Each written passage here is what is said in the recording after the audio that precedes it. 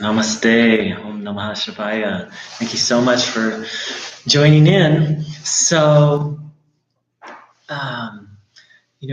I've been dialoguing and debating with a lot of Muji devotees, and many, many times, what they've said to me is, "Oh, everything you're saying is just the mind. You need to drop the mind, or you have such an ego, or that's so much ego." So I've heard it a lot. So it's safe to say that this is part of the Muji movement. This idea that you just need to drop the mind, and it's a really interesting idea. And of course, this is only if you're criticizing. And this doesn't just apply to the Muji movement. This applies to any cult, any unhealthy organization of any not just a spiritual or religious, but any unhealthy organization. Any form of criticism is turned back onto the person making it.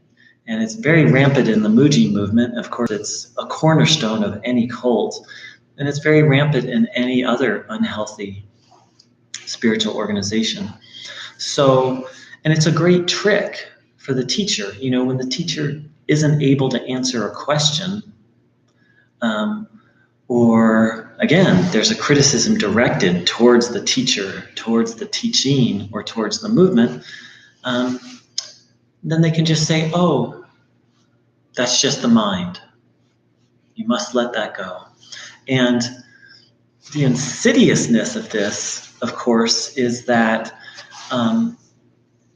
then it becomes, part of the teaching becomes not criticizing or questioning the teacher or the teaching itself.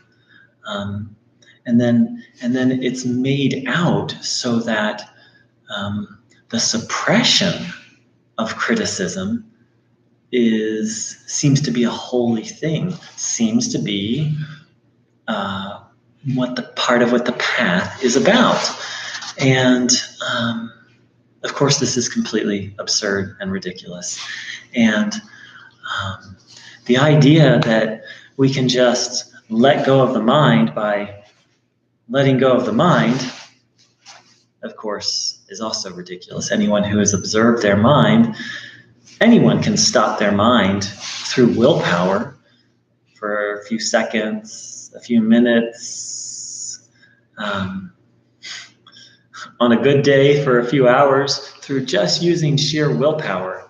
But that's not a legitimate means of self-inquiry. That's just suppression. And in fact, Ramana speaks to that in working with the mind, there are things that end the thinking quality of the mind, and there are things that just suppress it. And so that's just another form of suppression. The humor in all of this, of course, in the Muji situation, is that when the teacher says to Muji, "Oh, Muji, everything happens by your grace."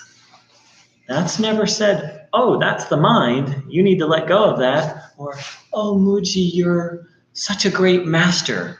Muji doesn't say, and not just Muji, but any other, leader of an unhealthy organization, much less a cult, doesn't say, "That's the mind. You need to let go of that." That sort of mind stuff is encouraged. Whereas anything that's critical or questioning, that's just the mind. You need to let that go. That's just ego. So as we see here, it's a very complicated word game and power game, where again, the suppression. When something doesn't feel right, it's very important to honor that. I'm not saying that just live your life by feelings, but when something feels like, that doesn't feel right, it's actually a basic part of life to honor that and to listen to that. But what happens in these closed systems is that people are literally talked out of a very basic, very fundamental human instinct. And then enough of that, and so people put up with that because they think, oh, the teacher's enlightened. Oh, this person is leading me to truth. When actually the teacher is just leading person consciously or unconsciously. I don't know what Mooji's motives are. I just know that what he's doing is wrong. But consciously or unconsciously, the teacher is leading the person to dependence on the teacher or on the group. And it's a really sad state of affairs. So keep your eye out for, it's just the hallmark. It's one of the defining characteristics of a cult. And of course, this extends to just unhealthy organizations and relationships in general, is a denial of the validity of any criticism and turning the criticism back on the person. And in this case, in the Mooji, I don't even want to call him Mooji anymore. His name's Paul Mu Young. In the Paul Mu Young situation, movement, fiasco, then it's made to seem, then it's turned into a spiritual teaching, the repression of criticism, and the surrender to the teaching and to the movement is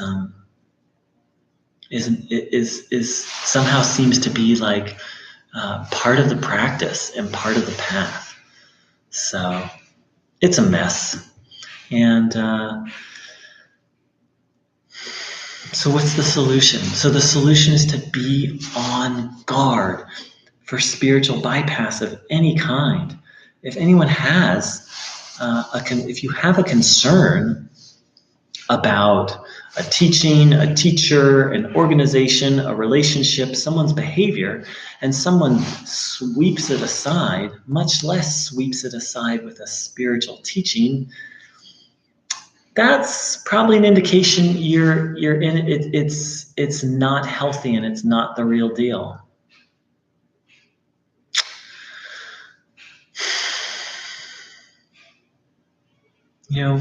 Paul Mu Young would just save a lot of people a lot of suffering if he would just admit the truth, which is he's not awake, and acknowledge his bad behavior. Leonard Cohen did it. Not Leonard. Leonard Cohen's the singer. What's the the other Cohen, who was also Papaji told over 100 people, "You're enlightened." And, Mooji's just one more of them. And there was another Jacob Cohen, I forget his name, another Papaji person who went out in a full-on cult, no question asked. But this guy had the integrity to recognize it and to actually go back and to apologize to the people. And I hope Paul Mu Young has the integrity to do that before he leaves his body, for his own sake and also for the sake of all those he's harmed. True teachers are out there. True teachings are out there.